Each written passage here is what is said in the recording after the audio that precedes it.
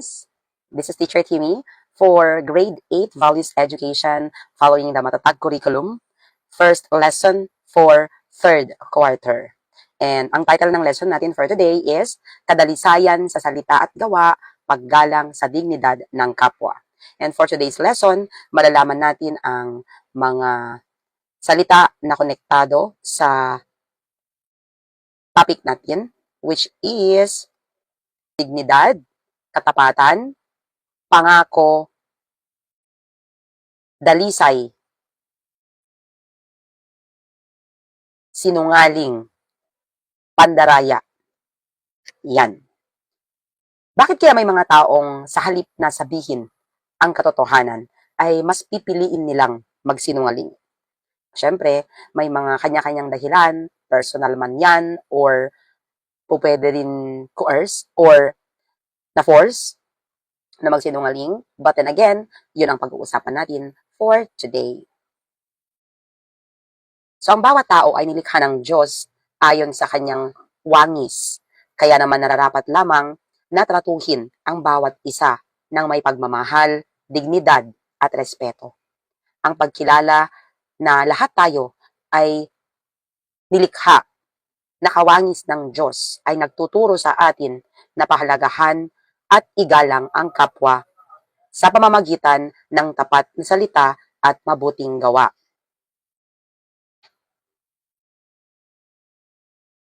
Ayon sa Lucas chapter 6 verse 45, ang mabuting tao ay nagsasalita ng mabuti dahil puno ng kabutihan ang kanyang puso, samantalang ang masama ay nagsasalita ng masama dahil puno ng kasamaan ang kanyang kalooban. Kaya't mahalagang ingatan ang isip at puso sapagkat ito ang pinagmumulan ng ating mga salita at kilos. Ang pagiging totoo ay nagpapakita ng paggalang sa sarili at sa dignidad ng iba. Samantalang ang kasinungalingan at pandaraya ay nagdudulot naman ng pinsala sa kapwa. Actually, hindi lang sa kapwa, pati sa sarili natin. Kasi syempre, it will reflect who we are when we tell lies, right? Mga paglabag sa katotohanan. Una, pagsisinungaling. Ang pagsisinungaling ay may layuning manlinlang o manloko. May mga iba't ibang uri ng pagsisinungaling na ginagawa ng tao. Una, puting kasinungalingan. Ang puting kasinungalingan or white lies na sinasabi ay ginagawa upang maging magalang o makaiwas. Example ng white lies. Nagtanong sa'yo yung friend mo kung maganda ba sa kanya yung bagong gupit niya, for example. Just because ayaw mo siyang ma-hurt, sinabi mo na lang na, oo, maganda, kahit hindi naman. That is still a lie. Kasi nagsinungaling ka dahil nga just to cover up at ayaw mo siyang masaktan. In other words, para siyang isi-sugarcoat mo. So, wag mo nang paligoy-ligoy, mas maganda yung direct to the point, sabihin mo yung totoo. Hindi maganda, total kaibigan mo naman siya. 'Di ba? Maiintindihan niya yun. Mas tatanggapin na lang niya yung totoo kesa naman yung magpapaka-plastic tayo. Number 2, itim na kasinungalingan. Ginagawa naman ito para sa pansariling interes. So, kunyari, sinabi niya, maganda ba sa kanya yung dress? Again, sa kaibigan mo, sasabihin mong hindi maganda, yun pala may plano ka, hidden agenda. Kaya nga itim. Itim na kasinungalingan kasi meron kang itim na balak. Yun pala pag alis niya, o halimbawa, nasa ukayan kayo, pinili niya, gandang-ganda ka dun sa damit. Pero gandang-ganda ka sa damit para sa'yo, hindi para sa kanya. Kaya nung sinabi niya, tinatanong kanya kung maganda ba, sasabihin mo hindi. Kasi pag alis niya, ikaw pala kukuha. Diba? Ay ganon. Number 3, na uri ng kasinungalingan. Katha o gawa-gawang kasinungalingan. So obviously, paglikha ng hindi naman totoong kwento or chismis. So again, take note po sa mga chismosa dyan. Charis. Ang pagchichismis ay isa ring uri ng kasinungalingan. Kasi ang pagchichismis or pagsira sa kapwa dahil sa gawa-gawang kwento, kasi pag sinabing chismis, by the term itself, alam mo nang may dagdag, may bawas. And ang intention mo kapag nagchichismis ka is hindi maganda. Parang wala pa akong narinig na magandang chismis. Lahat ng chismis, masama. Okay? So number 4, panlilin lang. Pagtatago o pagbabago ng katotohanan. So again, obviously, panlilin lang is panloloko, panlalamang sa kapwa. So number 2, academic dishonesty. Academic dishonesty, may mga iba't ibang uri din ng pagsisinungaling na ginagawa ng tao when it comes to academic. Ito na, sa pag-aaral bilang isang estudyante, anong mga AI ang ginagamit nyo para mag-cheat? O, yan ang very example, ha? Una dyan is plagiarism. Plagiarism is pag-aangkin ng gawa ng iba. Kaya nga, bilang isang kakatapos lang sa masteral, nung nag-aral ako, pinaka-last na ginawa ko ay research. At sa research na ito, meron talagang plagiarism check ang aking professor at ang sabi nga sa amin ng mga classmates ko na magde-defend sa aming thesis, sa aming research, ay make sure yung content, yung mga literature ninyo, hindi yan kinopya. Even the research itself, even lahat na yung mga nitty-gritty ng papel na ginawa mo. Well, hindi lang naman research, sa lahat ng kapapelan na ginagawa natin, kailangan may copyright. You acknowledge, you give credits to whoever is due ang credit. Diba? Huwag mong angkinin ang hindi sa iyo when it comes to kapapelan. So, kailangan i-acknowledge mo sino ba ang gumawa ng papel na ito. Yan. And this most likely nangyayari ito sa mga writers, sa mga authors. Yan. Even sa amin bilang guro, ang plagiarism din po pwede din yan sa mga innovations, sa mga activities na binibigay natin sa mga bata. Huwag nating i-edit at ilagay yung prepared by, tapos pangalan mo, then iba pala, lifted lang pala siya somewhere at meron palang rightful honor ng ginawa mo. That is already plagiarism. Huwag tayong mag-angkin ng hindi sa atin na kapapelan. Number 2, na uri ng academic dishonesty is cheating, very rampant sa mga estudyante, pandaraya sa mga pagsusulit at mga takdang aralin o even projects. Kasi sa ngayon, with the use of AI, well, for your information, FYI, my dear students, hindi po ginawa ang AI para sa panloloko. Actually, we should know how to use AI responsibly. The reason why it was created is for us to make use of it. Hindi naman sinasabi na mag-rely ka lang sa tali-talinuhan mo, mag-rely ka lang sa akala mo tama na information na mali pala, ganun. So, imbes na magpakalat tayo ng fake news or wrong information or misinformation, i-mislead natin yung iba with the wrong informations that we know, mas magandang mag-research tayo, mag-search. And sometimes, kailangan din natin ng tulong ng AI kasi yung artificial intelligence, syempre, intelligence by itself, by the term itself, sinasabi na mapapakinabangan natin yan kasi intelihente yan. So, ginamitan siya ng intelligence. So, ibig sabihin, may resources din yan. But again, we cannot rely on AI 100% kasi sa klase ko nangyari yan, grade 8, alam nyo yan. May mga nag-exam na gumamit daw ng AI. Ano nangyari? Out of 50 na periodic test, ang nakuha ay 11, 10. Bakit? Kasi akala nila tama ang AI. So, not all the time, especially po sa values education, we cannot rely on AI alone sa mga answers natin. Kaya, basahin nyo pa din, i-proofread nyo pa din, i-edit nyo pa din, i-alter nyo pa din, dagdagan nyo pa din ng information na galing sa inyo. Yan. But then again, before AI existed, marami ng cheating. Kinikwento ko nga minsan sa klase ko, may isang grade 7 class ako na pinagsabihan ko.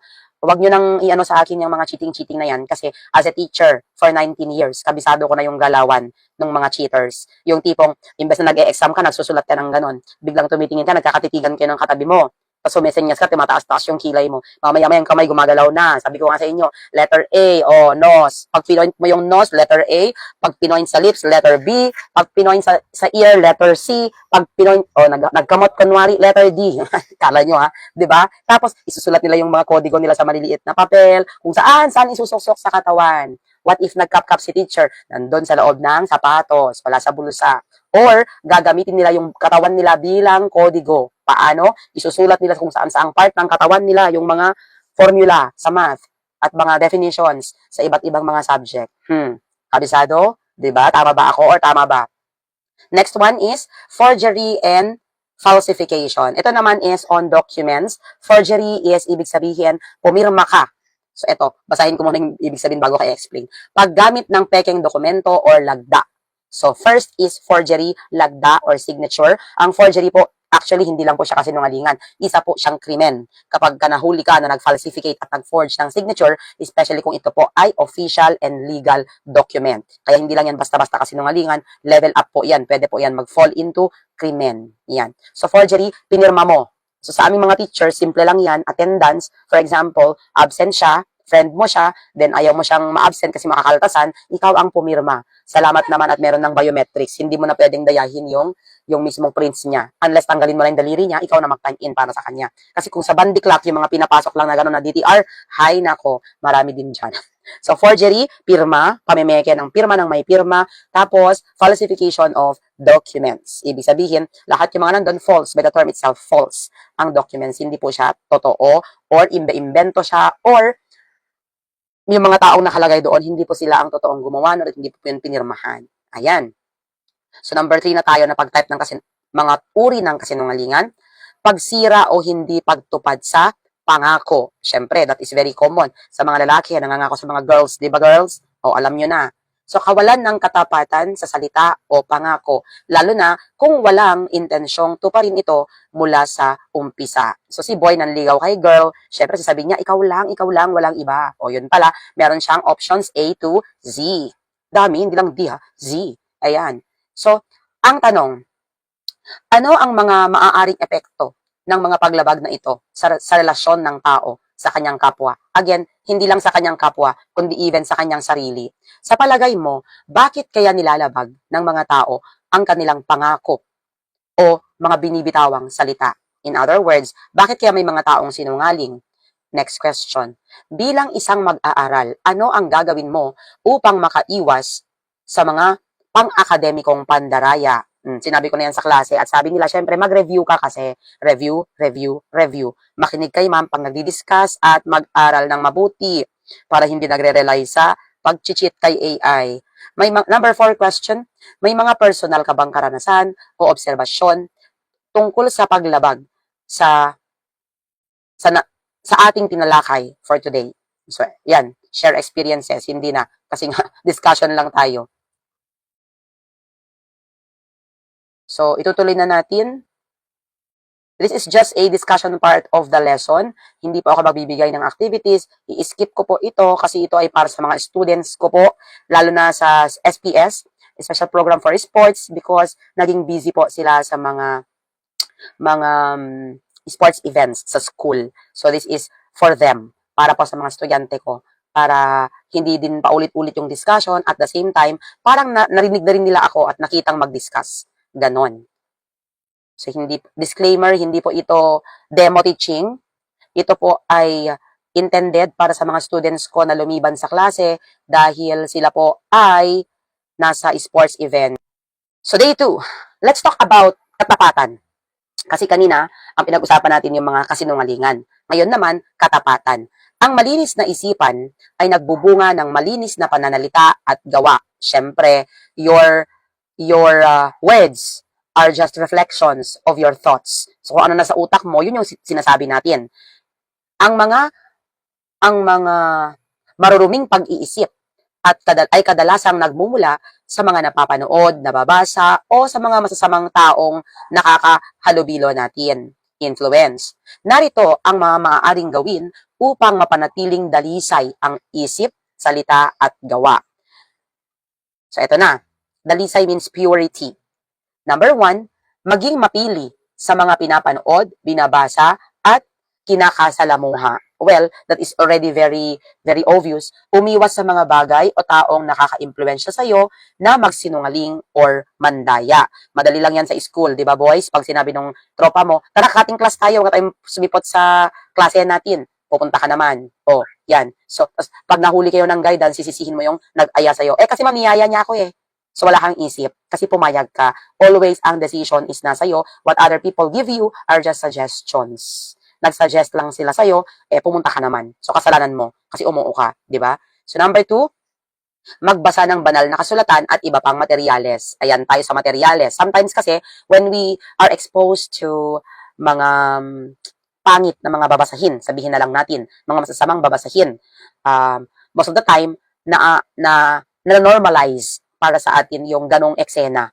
And na-apply din natin siya sa totoong buhay. Halimbawa, when at home, when you are exposed to people na using bad words, foul language, ang tendency is ikaw din, normalize na naririnig mo yun araw-araw, so you become accustomed to it, and when you go out, yun na rin yung lumalabas sa bibig mo. Palamura sila, palamura ka na rin. Even friends, sabi nga sa Biblia, di ba?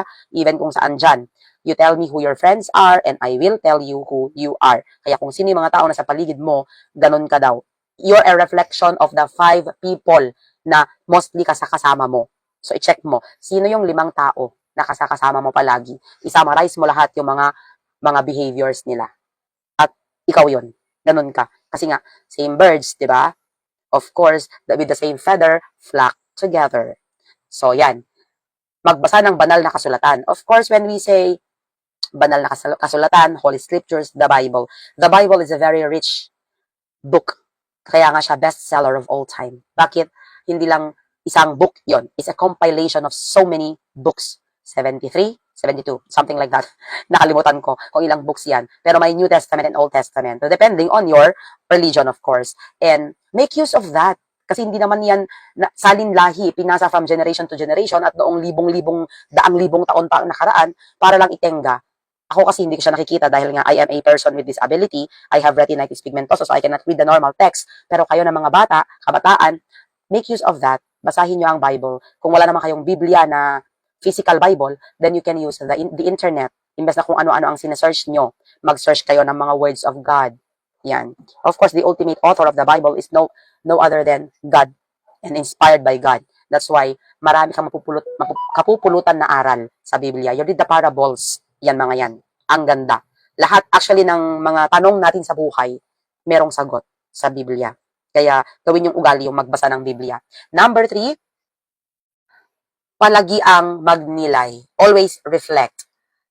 Matutong patahimikin ang sarili upang magkaroon ng oras na pag-isipan ang mga binasa sa banal na kasulatan. Kasi minsan, yung feeling natin na know it all, I don't need to read it because I already know it, yung mga ganon. My cup is already full, so I cannot fill it already kasi puno ka na. Walang ganon. Life is a process, is a learning process. As long as you're alive, marami kang matututunan sa buhay. That's why you cannot tell na you are so smart and you are so brilliant that you know everything. Okay? So, dapat we see to it that everyday may bagong learnings tayong natututunan. At mag-reflect tayo, hindi kasi puro, alam mo, in that 24 hours a day na binigay sa'yo ni God, wag mong gamitin sa puro dal-dal-dal, ngaw-ngaw-ngaw, chismis, paninira, pag-usapan ang iba. How about you? What's your progress for today? How have you been this past few days? Diba? Kamusta ka? I-check mo yung sarili mo, kamusta ba yung mental health mo, kamusta ba yung puso mo, kamusta ba yung goals mo, nakaplano ka ba, kamusta yung future mo. So, invest na paglaanan mo ng pansin at oras ang ibang tao na feeling mo kakompetensya mo at gusto mong malamangan, you focus on yourself. You make yourself better. And every day should be something na you grow up as a person and you become a better version of yourself. Every day should be a learning process. Every day, you should be reflecting. How is my day today? Paano ba? Kamustahin mo yung sarili mo. Especially kung wala namang mumusta sa'yo. Charis. Kailangan mo din kamustahin yung sarili mo. So next, katapatan sa salita. Yan. So ang katapatan ay ang unang katangian na tinitingnan ng sino man sa ibang tao. Ito ang pundasyon ng ating buhay dahil ito ang kalidad na hinahangaan ng bawat isa. Ang pagsasabi ng totoo at pagiging tapat ay isang ugali na dapat nakatanim sa tao mula sa kanyang pagkabata. Sabi nga sa ating sa DepEd, di ba? Honesty is the best policy. Ang taong nagsasabi ng kanyang saloobin ng may katapatan ay pinagkakatiwalaan ng iba. Kaya't nakakatulong ito sa pagbuo ng pangmatagalan at mas matatag na relasyon at pakikipag-ugnayan dahil sa binigay mo ang nararapat para sa iba. See, it does not only reflect how you deal with others, pero bumabalik din yan sa'yo kasi ganun din sila makitungo sa'yo. Magre-reflect din yan sa'yo. Kaya kung tapat ka sa kanila, magiging tapat din sila sa'yo. Kung hindi ka tapat sa kanila, magsisinungaling din sila sa'yo. Paplastikin ka din nila kasi ikaw din naman ganun. 'Di ba? So, ano ang iyong ginagawa upang mapanatili ang kadalisayan ng iyong isipan? Paano ito nakakaapekto sa iyong pananalita at sa gawa? So, I'm not saying we are perfect, na hindi tayo nagkakamali. Kasi even teachers commit mistakes, right, teachers? Yan. So, ako, well, I'm honest enough to tell my students, if I do not know the answer, I do not know the answer. Let me go back to you, get back to you. Babasahin ko muna, aaralin ko muna pag hindi ko alam. Kesa naman yung magpanggap ka na alam mo, yun pala hindi. 'Di ba? Mas magandang quiet, zip it, right? So, ayan. So, ituloy natin. Ito ay mga question and answers. Ini-skip ko lang po. Actually, I have a PowerPoint. I'll be showing it kapag ka-inedit ko na tong content. Pero hindi ko na ipapakita yung buo. Kasi mahaba siya masyado. Hindi ko na siya matatapos. Baka maging 1 oras na yung video ko. So, ito.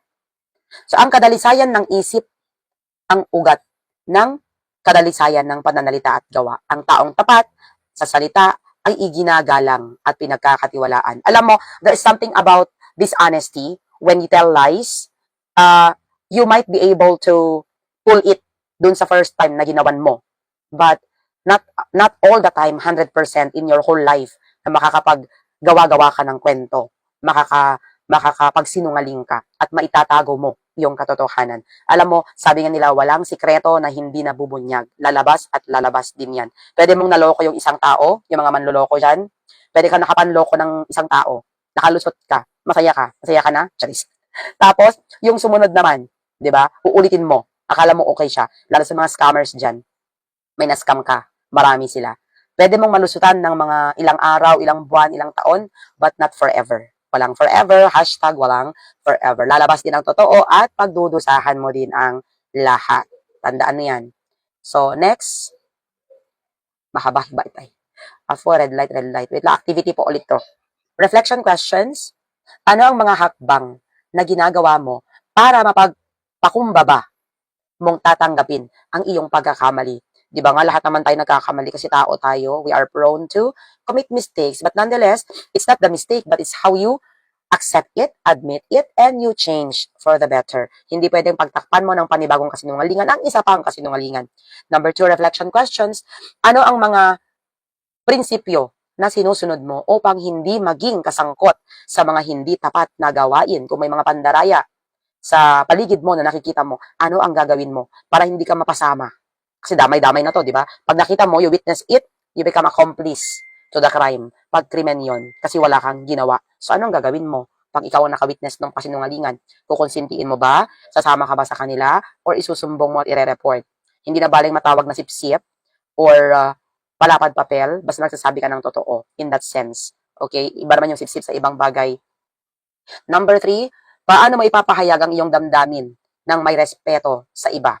Kasi minsan, our ideas are so loud that we want everyone to listen to us. But nevertheless, sometimes our ideas are not that so bright, di ba? Na may mas better idea pala kaysa sa atin. So, paano mo yun tatanggapin? At paano mo yun i-express ng may paggalang, may respeto sa iba? Number 1 there is, learn to talk less and listen more. Kasi I know people na who talk more before listening, who talk much, di ba? So, we should not talk too much.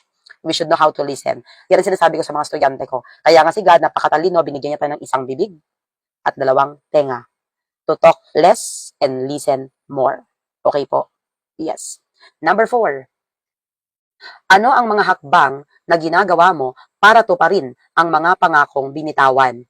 Paano mo iniiwasan ang pagbibigay ng mga pangako o pagtanggap ng tungkulin na hindi mo kayang gawin? Yan. So, wag po kasi tayong mag-compromise. And then, when we take that one as part of our pag-uugali na, yung palagi ka na nagko-compromise, and then you give reasons. Every now and then, reasons after reasons after reasons, pag hindi mo nagagawa yung isang bagay. Time management is very important, and honesty. Pag hindi mo kayang gawin, wag mong tanggapin. Pag may pinapagawa sa'yo, alam mong hindi mo mabit ang deadline kasi mabagal kang kumilos, or tamad ka, or mas pinaprioritize mo yung mga walang kwentang bagay, then sabihin mo ang totoo, hindi ko po kayang gawin. 'Di ba? Kaysa naman yung tanggap ka ng tanggap, tapos ang ending, makokompromiso ng dahil sa'yo. Ayan. Hi, activity ulit. Marami kasi siyang activity, syempre. Tapos, I think that's it. Takdang aralin na ito.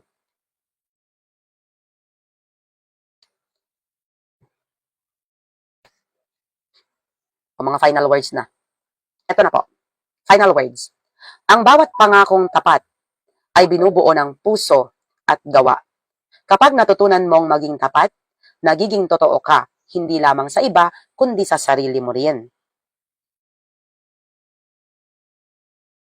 Ay, pagbabahagi na to ng pasasalamat sa mga taong naging tapat sa iyo. Tapos, so okay na. That ends our discussion for today about katapatan sa sarili at sa kapwa. So mahalaga, last words, mahalaga na maging tapat sa sarili muna. Kasi just like peace or kapayapaan, it should start with yourself. Hindi ka magiging tapat sa iba kung hindi ka muna magiging tapat sa sarili mo.